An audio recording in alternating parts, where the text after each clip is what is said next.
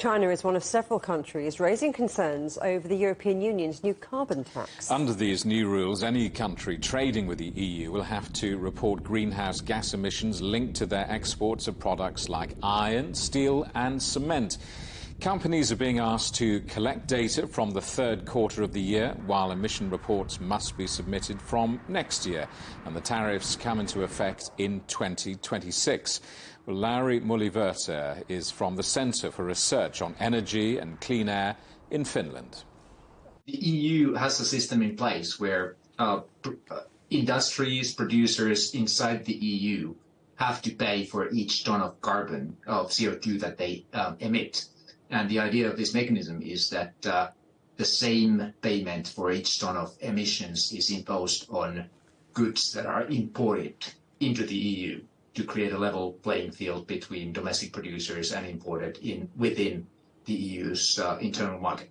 OK, it sounds straightforward enough. Why are some of the EU's trading partners, I'm thinking of countries like China, so upset about this? It's obviously a trade measure in the sense that Chinese producers who have CO2 emissions associated with their production will face increased costs.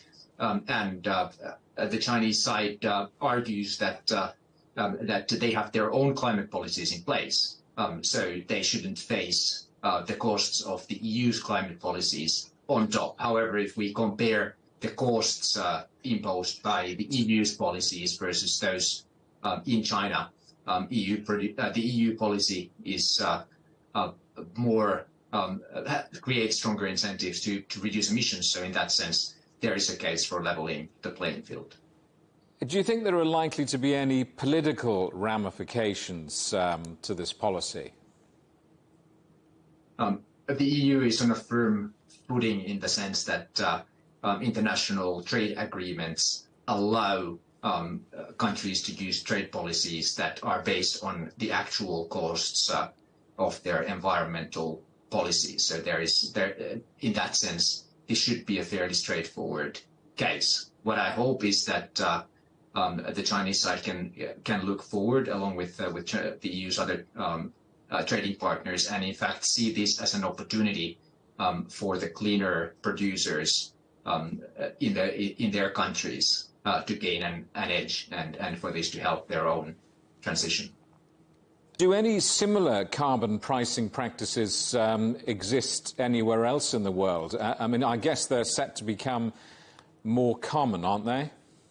The EU's carbon market is by far the most significant one if you look at both the coverage of emissions and the price on carbon. There are others. There are regional markets in North America. There are carbon markets in Australia and New Zealand. China has a kind of a carbon market for its power sector. More of these are being created, and overall, regardless of the kind of policy that you're using, whether it's a carbon market or another type of climate instrument, you do need good data on emissions. So that's a common challenge for all types of climate policies.